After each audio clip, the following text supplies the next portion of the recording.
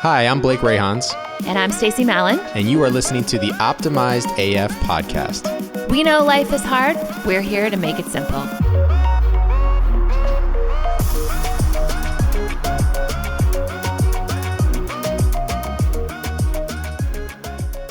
Hey, and welcome to another episode of the Optimized AF podcast. This is Blake. And I'm Stacie, and we're here again at Galvanize. Live. Or what it's called, the Lawrence? Or is it called Galvanize? The Larry. Okay, I don't know what it's called. We're here. We're at this place today, and we're here with two amazing humans, plus Blake, who's also an amazing human. Good save. But we're talking with Chiara Hughes and Allen Plunkett, and I'll give a little backstory before they introduce themselves, because the last time I worked with both of you was 20 years ago, which is mind-boggling to me personally. So we worked together at, I'll just say it, Robert Half, and we worked in the tech division. We were the ugly stepchildren, literally, of Robert Half.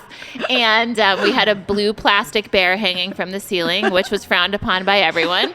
And we worked for a guy named Todd Hall, who was a complete asshole. I'll just say that out loud on the podcast. Coming out swinging right out of the gate. Wow. And I stole his calculator that I still have to this day, which Alan knows about. TI-85 yeah, it says T Hall on the calculator. He used to throw it at us and talk to us about margin. I'm not kidding. So I was very scarred, and I took it with me. So You'd never know. You'd never realize. This is super detailed. 20 years later, like a lot of detail. A lot of detail, sorry. Holding on to something here. So, Chiara, do you want to introduce your glorious, you've come a long way in 20 years, so let us know kind of where you are now and what you do. Well, I work for Carvana. I'm in recruiting at Carvana, and I was at Robert Half for like 83 seconds, and I left. And then I went back. It's a fun story, actually. Nobody wants the long story, but I was at Robert Half, and then I went to work for a small firm, CITC, where I met Sandy. And yeah. And then I went back to Robert Half, and then I left again. We were young. It was totally normal. I was like 12. Yeah.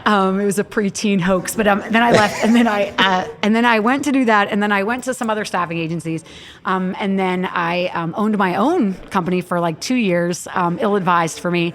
I have no discipline, and then I left and went to a Microsoft partner. Statera, which is now Valore Partners. And then I stopped doing that and went to IO Data Centers as their recruiting manager for America, London, and Singapore.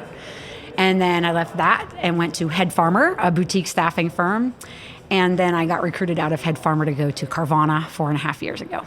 So, awesome. Yeah, so I have an interesting, I've done corporate recruiting, staffing agency, own my own, and back to corporate. So I've done... if there's a way to do recruiting, I've done it. All the things. Yeah, I like it. And Mr. Plunkett and I were partners on several deals at Robert Half. We did fairly well on those, but you stayed on the outside, I'll say, in the agency world when I went inside. So tell us a little bit about your business and how it's grown over the last 20 years. Sure. So back to Robert Half. I mean, we wouldn't know each other were it not for Robert Half. Correct. We wouldn't know each other were it not for Todd Hall. So Yep, that's true. So he's not done all bad There's stuff. that. Okay, there's that. We benefited from knowing him. We did. He used to tell me to sell it sexy every day of my life. There you go. Yeah. So that was good advice, actually. Yeah, he actually time kills all deals. Time kills all deals. Yeah. Yep. Thank you. He was, if you've ever seen Boiler Room, Yes. he had a cameo in that movie as Ben Affleck playing Todd Hall, which was kind of cool. Yeah. I like that movie just because of that cameo that Ben Affleck did to play Todd Hall. That's true. Yep, that's true. But yeah, I haven't had nearly the experience in life that you guys have had. You guys have had much more experience in this industry. I started my company 20 years ago. I would not say that. 18 years ago. So I've been doing one thing. You guys are doing all kinds of stuff out there. It sounds so exciting, and I'm doing one thing. You do more than one thing. Yeah, you do more than one thing. Mm-hmm. You do because like a jillion things. You've led boards, you give back to the community, and you do lots of things. You're like a ninja. Yeah. Yeah. Yeah. Not a ninja. Yeah, no. You're a ninja. No. You were like, you mentioned Singapore in your introduction, for God's sakes. Well, yeah. I have nothing Singapore at all. Yeah. Never been. Does IO still have anything in Singapore? I don't think so. Does IO still exist? No, it does not. No, it does not. Got bought out by Iron Mountain. Ooh. Yeah, for like a good $1 billion. Yeah, those guys. There's a lot of zeros. How Gobble many zeros things is a up. quadrillion? Enough to buy another house. In Scottsdale, probably. Like in many lands. We are going to talk a little bit about finding a new opportunity in 2021. And this came up, and we asked you guys to come on because we have been hearing from a lot of folks, and those of you who have followed our podcast since season 1, Blake and I actually went through season 1, both looking for a new seeking, opportunity. yeah. And so after that war-torn experience, we both were reflecting on kind of how we stayed sane. And one way we honestly stayed sane was this podcast. Just it gave us structure and the ability to have a foundational element of rhythm in our daily lives. And I think honestly, it created a lot of sanity for us. No, absolutely. I think it was, in a big way, it was about the rhythm. It was about the routine, but it also gave us an opportunity to express ourselves, in ways that otherwise, if we were part of a team, we would do. You would think about what you do when you interact with your coworkers and your bosses and the clients and customers that had all, been sucked out in this big void through COVID for both of us. We had no outlet for that. So that was a big reason why we started this.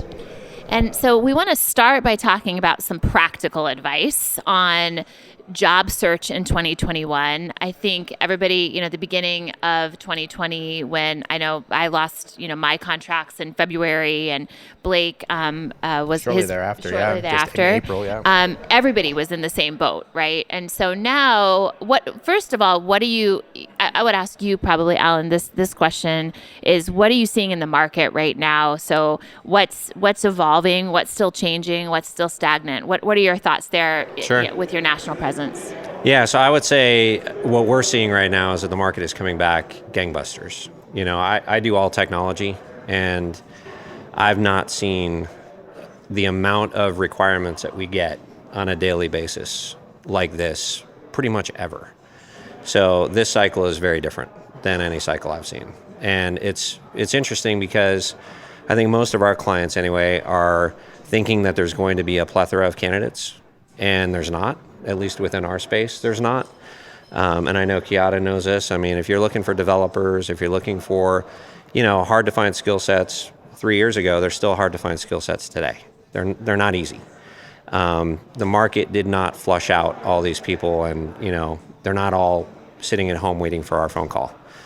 And our customers, companies are still being very particular, very picky, which is fine. But at some point in time, there's got to be some flex on one side or the other. Candidates have to be flexible in some ways, and companies have to be flexible in other ways. And there's still inflexibility, so there's no consistency, I would say, from one side to the other yet. But we're going to get there. I just don't know which side is going to give first. What do you think, and what you're seeing? Yeah, it's like Alan said, I've never seen anything like it. The competition for candidates now is unlike anything. And again, it's hard for me because I authentically bleed Carvana blue. I happen to work for a company that I wouldn't work anywhere else. I actually love my job, so I'm lucky. Let's take that hat off and say that even if I didn't, arguably I work at one of the coolest tech companies out there. Right now, let's just say that. So you would think it would be easy to get people to come work for us. It is, but it isn't. Something happened with Twitter and all these companies saying you can work from home forever for $1 jillion.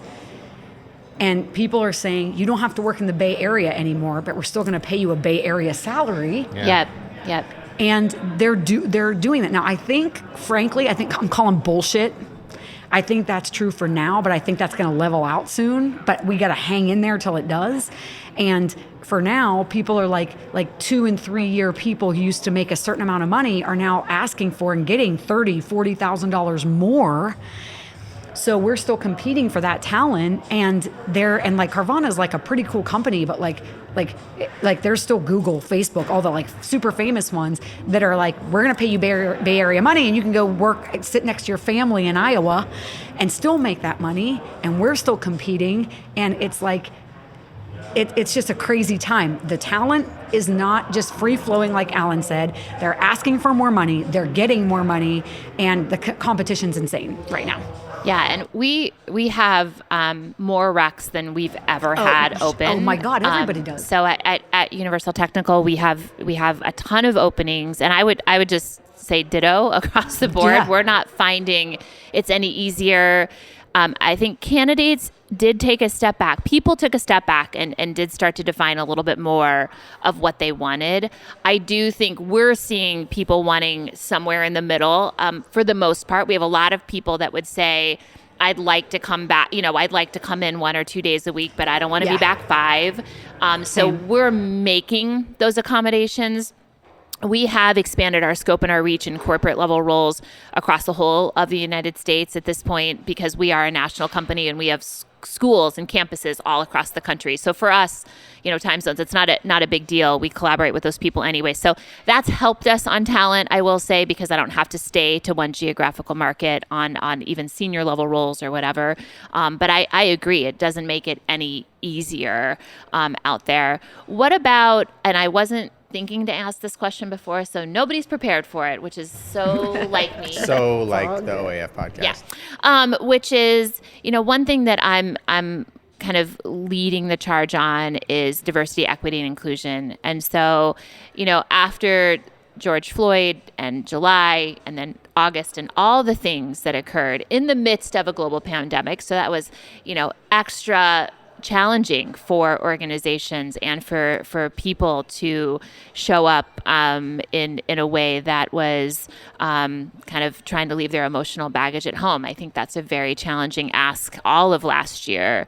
But how has that colored, if at all, what you're hearing from employers or what you guys are looking at? Because you mentioned people being still not super flexible on what they're looking for, because that's a conversation we're having at Universal Technical, is that we need to be flexible with what we're looking at related to years of experience and requirements in some ways. Otherwise, we're not really answering the call of how we're being more inclusive about our talent pool, as an example.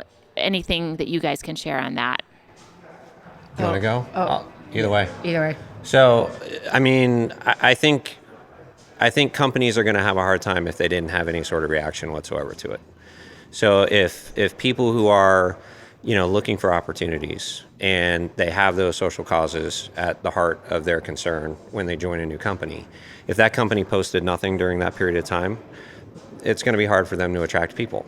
If there was no post, no care or concern shown, no follow-up, or even acknowledgement, or even acknowledgement. Don't even have to take a stance one way or the other. Just acknowledge the reality of what was going on. It's kind of like, there's been people that I've talked to recently that say right now is not the time to lean one way or the other. We all have common enemies. There's a common enemy out there called COVID-19. That's our enemy.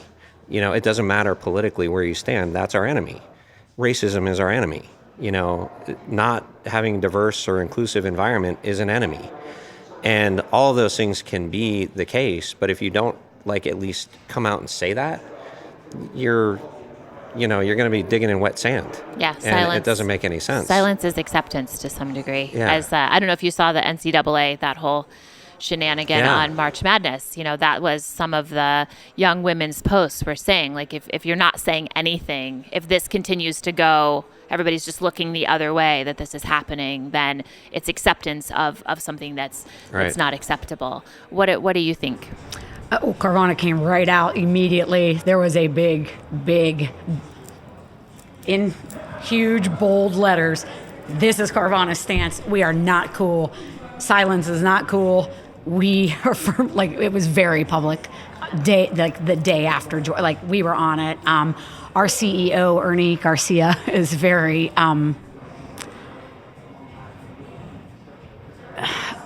he's amazing.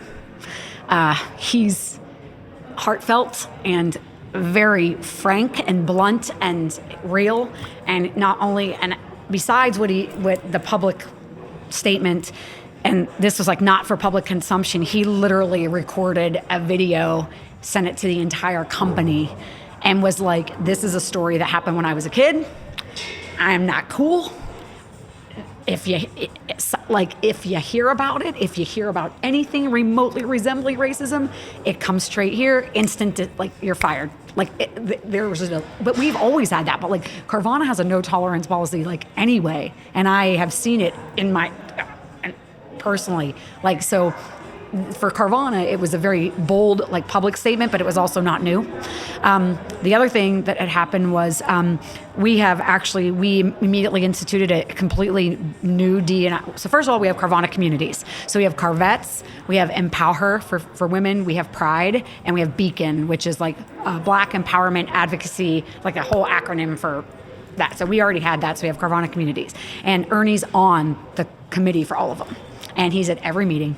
He's at every presentation, like there, and it's all of our execs, and they're all there. So, and then we actually had the panel yesterday or the day before, and we have so many things in place. So the first thing we did was we got all of our data together at Carvana, and we're like, okay, where are we? Like, where are we in terms of our diversity and inclusion, and like, where are our stats for like gender, race, everything? Where does Carvana stand? And it's like. And then we pulled like Amazon, Uber, Starbucks, Target, like everywhere, see exactly where we stand. And we're right in line. And we were so happy because we were like, well, we were right in line without even trying to be. Like, we weren't even trying to like be more proactively diverse and inclusive. And we're like, well, that's good because we just are naturally like, yeah, everybody's happy and like everybody's welcome here. Like Carvana is very like, Carvana is for everyone. Like that's one of our taglines. So we were happy with that. And they're like, well, now we're going to like, okay, well, now we're out the gate. So we revised like all of our internal interviewing processes, so now it's like we have to provide diverse candidate slates to hiring managers, diverse interview panels to like everybody. So we've done like, it's a lot. So that's a very long answer, but I wanted to be long on it because it's super important. It is. It's very important, and we're very committed to it. I mean, Carvana's female leadership, so associate director and above, is 23%, which is pretty high for a tech company. For a tech company, yeah. Yep. So, I mean, we're pretty committed to it. Yeah. Blake, what do you see as you do your acquisition integrations and as you're having these conversations? Because I think acquisition integrations are one of those times where this is going to come up, right? I can imagine. So what are the things that you guys are thinking about when you're thinking about the cultural shift and change as you integrate? Yeah, I mean, I think the first and foremost, the focus when you're acquiring a new company is you're always looking at just the company culture and making sure that the folding in of the employees from an acquired company, that they fit in well, that they feel included, because it's a scary prospect to be gobbled up by a big company, and from day one you're fearful. Is my job on the line? Am I going to be one of those that gets, cut because my position is, there's 50 others at the parent company that do the same thing I do. So there's always fear from day one. So the first thing is just making people feel safe, feel comfortable. My stance on it is always communicate. Communication is key. I mean, you just have to let people know what to expect.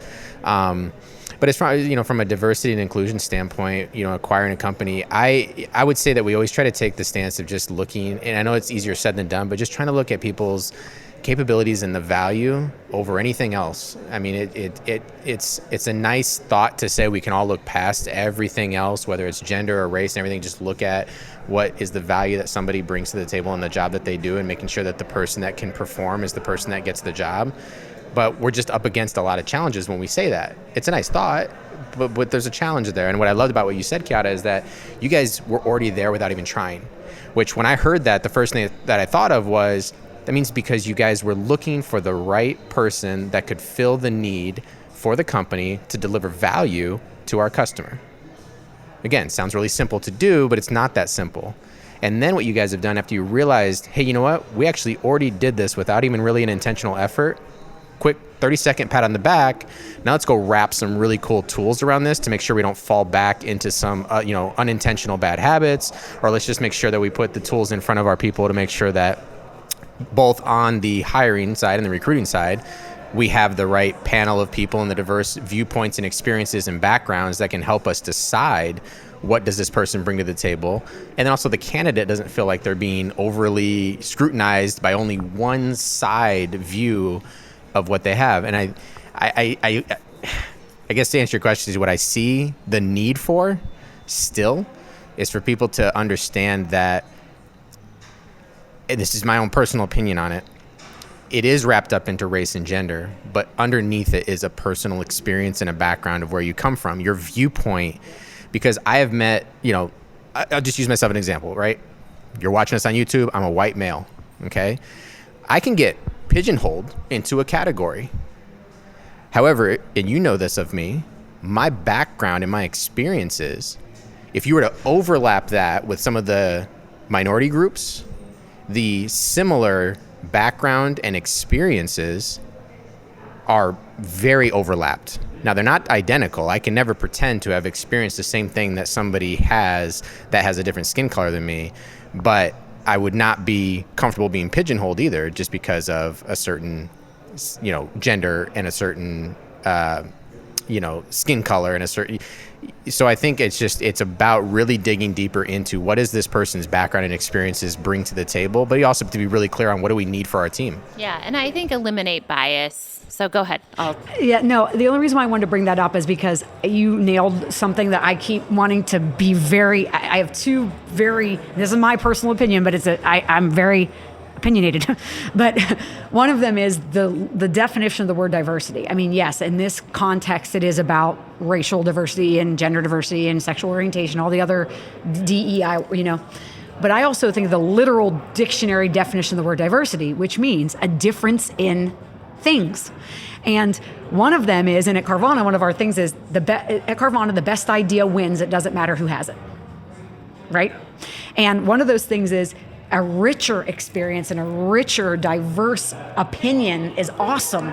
And it can only come from people who come from a different city, state, thought process, college, background, city.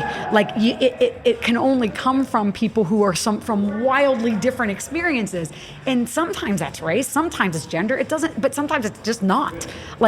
So I almost think that when you're trying so hard to do that, it kind of is almost counterintuitive. So I want to be real careful when it comes. So I have that's like a big thing. I think you're right. Me. I think if you try too hard to, especially from a public opinion standpoint, if you're really trying to show your program and this and that, and you're hiring for a quota, and there's long story short, there are Indian reservations around the Phoenix area that operate casinos. And I used to be in that world, and they have very specific quotas that they have to meet or that they want to meet based on the board for the tribe of how many employees work at those casinos. And I saw many a time someone get passed over for a role because they couldn't give that role to a non-tribal member. Now that's fine. That's their sovereign, land and right. to make those decisions. But just as an example, some of that approach to this problem comes out in some of the companies that we even are connected with, where you see them making a very intentional effort to hit a number. And that's, I think, a very dangerous slippery slope to go down. I think the term that I only recently found out about is called othered. I'd never heard of othered. And it's the socioeconomic stuff, that can play a huge part in that. So I don't know your background. I mean, you just kind of touched on the fact that you fall into those categories, as do I, where you might end up in a socioeconomic status where you grow up with people who are blatantly, labeled and blatantly discriminated against. But being a white guy, I didn't experience that, but I experienced a lot of I saw firsthand as a child what they were going through, which gives me just kind of a different perspective on that. Agreed. Which not a lot of people, look for when they're hiring diversity. I think the three of us that I know, I don't know where you grew up and your experience, but the three of us grew up, I know, in those circumstances. And I think it creates an opportunity, and this is something that I spoke to the senior leadership team. It's probably a reason why I feel compelled to be an advocate for DE&I, because I feel like the the racial stereotyping and the racism in the United States is so incredibly prevalent to this day. The sexism continues to be prevalent. And having, to your point, having been in schools and been with people that were my friends, that it was blatant, and I got to experience that, on just being their friend, not as the individual. It probably created a passion for the advocacy that I have, and I think I'm a white girl, but I'm actually 50% other something else, but I appear to the world as white. So I had all the privilege of being white. So when I go for a job interview, and my name is Stacie, so let's just be honest, go to, resume, names being on resumes, people are probably going to know by just my name that I'm probably white. Stacie, Stcie, Lynn, so I couldn't be more white if I tried on my name. So, I think it's just what's interesting about it is starting to have the conversation and starting to have the conversation, because you're right. What I think we see in boardrooms is white men who didn't grow up as other and didn't grow up with any sort of racial diversity in their background themselves, or they weren't with they didn't have a lot of people in their circle, their socioeconomic circle. And I think being in big pharma and med device was probably the biggest aha for me, that all these guys had their kids going to other pharma companies, doing, their internships. There was no posting process. It was just a cross-pollination of very affluent people that were trading their kids off to do these internships. I had no idea. I didn't grow up in that world. I was like, what? What are we doing? What's happening?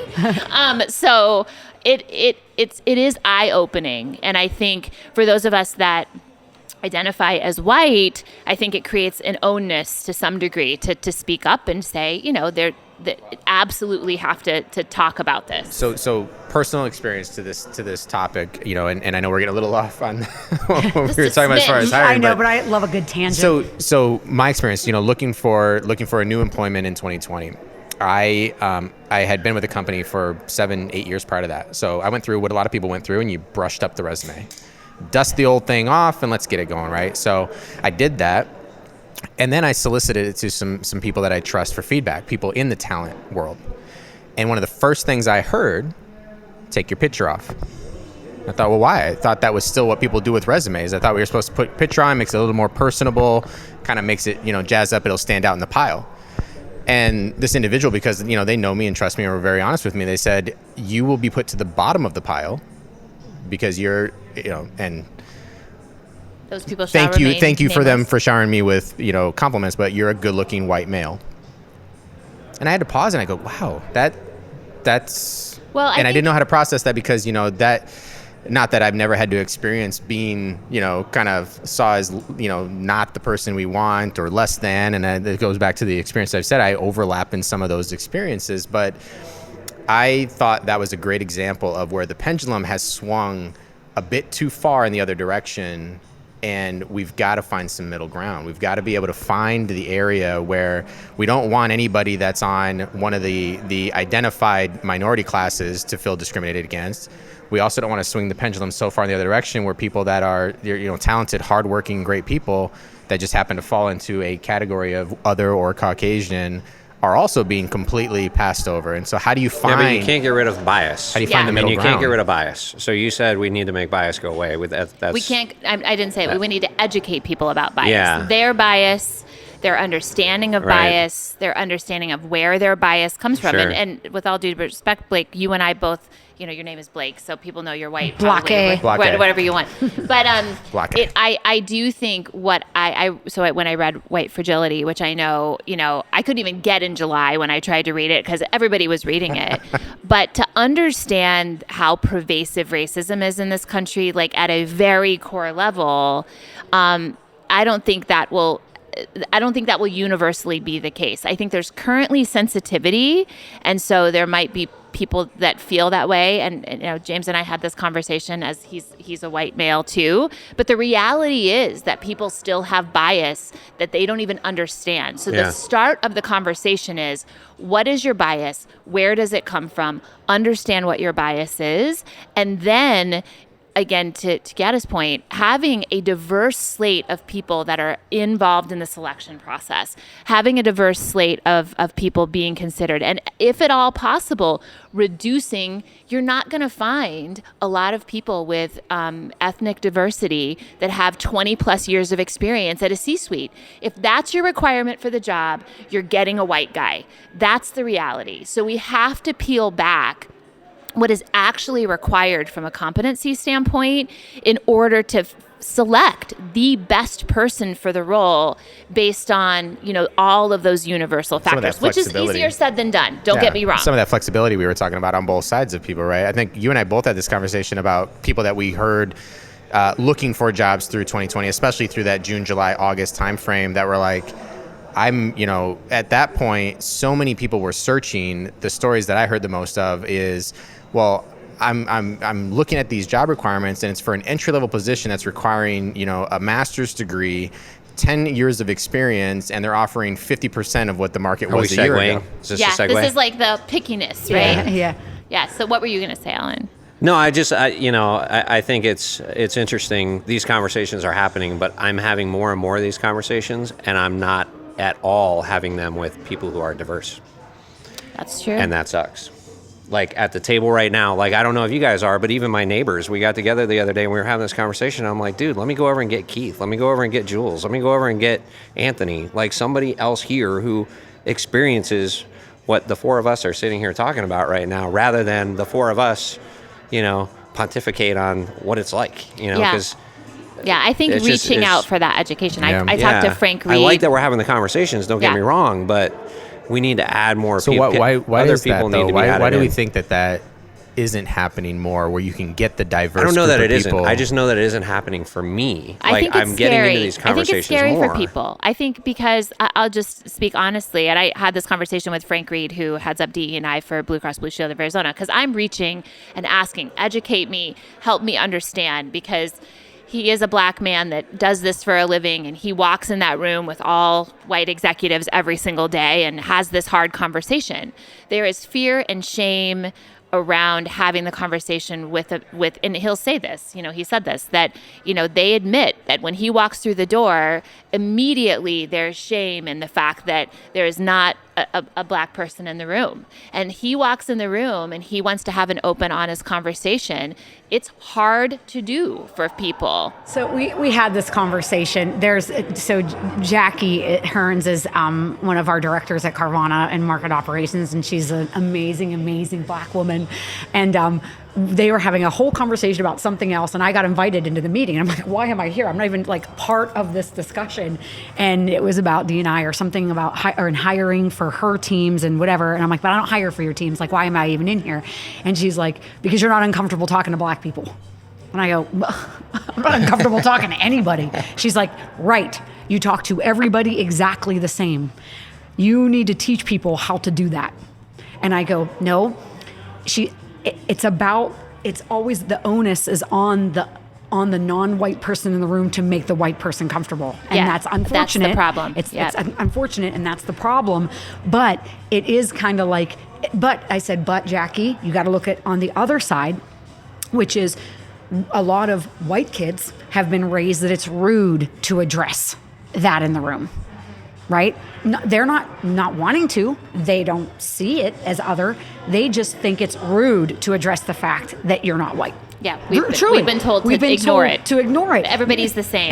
That's what we've been told. Right. Yeah. And if you don't think that way, you're wrong. Right. Even if it's an intrinsic bias that you have. Right. Like, ironically, we've been taught almost this inherent racism by accident in an effort to teach us not to be racist. Yeah.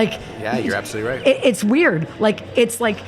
And for me, I just don't, it doesn't even occur to me to even think about it, but that's just who I am, because I'm a very bold human, and I just don't give a shit what color you are. If you're cool, we're cool. Well, and I think the fear and shame is part of it, but there's also blindness, like you read about in White Fragility. Yep. I mean, there's a mass blindness to it. Like, no, that didn't happen, or that's not me. I didn't do any of this. And the blindness ownership part, of it, I think the blindness Yeah. part, like to your point, we've embedded. Yeah. Yeah, and it's So if you want to read more about that, I mean, I think white fragility, it came off as kind of pop culture. It's polarizing. But It's it is very polarizing. But I would say if you do want deeper understanding of the perspective of what racism, written by a white woman, by the way, but just in her study of understanding how deep and intrinsic racism is in this country, I think it's one of the, it's emotional to read or to listen or whatever you're doing to that story. We do want to get to some other emotion, which is one of the things we wanted to talk about today, and something that the journey that Blake and I had talked about early on. Before we even segue into that, I would love to know. So, as you guys are both looking, I think giving our listeners some real tactical things that they can do. Yeah, that's right. To stand out. Put me in check, Blake. To put them, at the top of the pile, make them get called out. Whatever it is. Like, what are the things that they need to do? What are some things that they can try? What is old thinking that they need to get rid of? Maybe there's someone like me that they were at a job for nearly a decade and they're like, wow, things have changed a little bit. Maybe it's not a 1-page resume anymore. It's a 4-page CV. Maybe it's a picture. Maybe it's no picture. Like, what do they need to do? I could talk about this for days, but you can go ahead. Go ahead. Real talk, we make fun of the pictures. Real talk, we see the picture, we're like, nope, I don't care. It's truly, like, I do not give a shit what you look like. Do your job.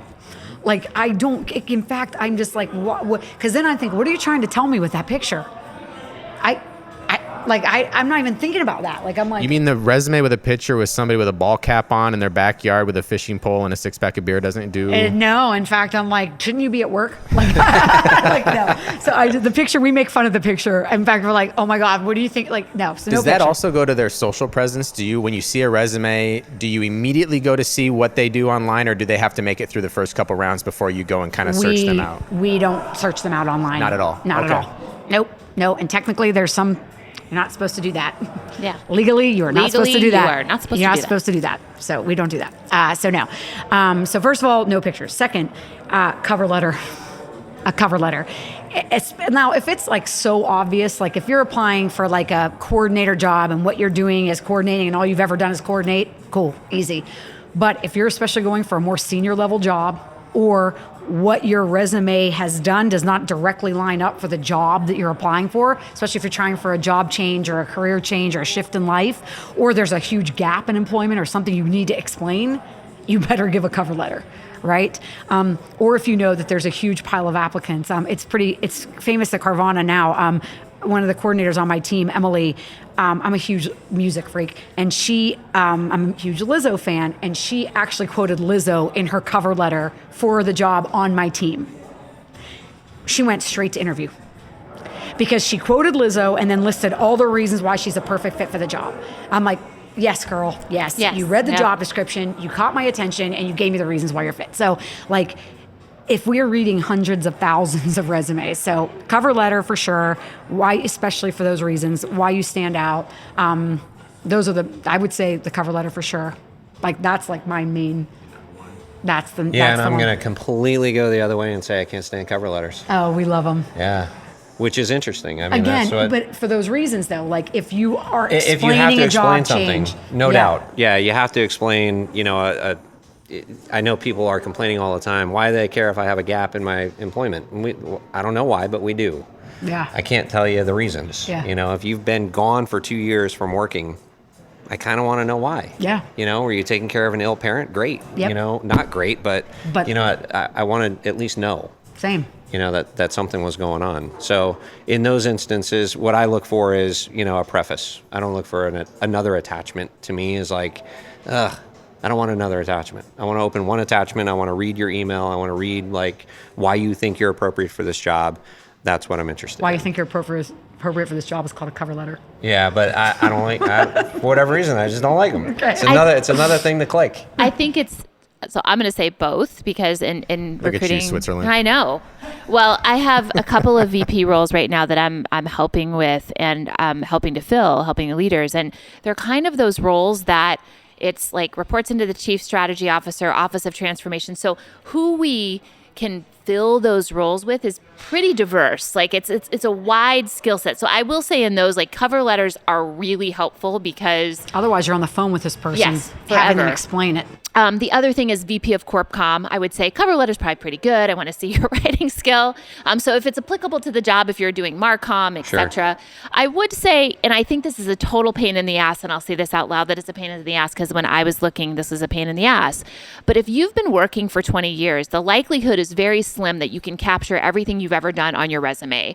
So I think you do have to tailor. If you are applying for a role, I'm not saying tailor to the point where you're falsifying. I'm saying tailor the resume to the projects and skills. If you were an employer for 5 years, you probably touched a lot of different things, especially if you were in a high growth company. We've both been there, done that. You work on a lot of projects. So I would say what I've given people the advice for is if you see a role and you're like, man, I did that and I did that and I did that, look at your resume. Does it reflect that? Because I do think that is a disconnect, that people kind of send out the same resume and then they're surprised that they get kicked out because in their mind, I did that, but it's not so obvious. How do they not see it? Yeah. How do they not see it? Well, they didn't see it because you didn't add it. It's in your head. Well, this also ties into something that we were talking about earlier, about like how you had said that if you are looking for something with 20 years experience or something like that's like, oh, that's an old white dude, right?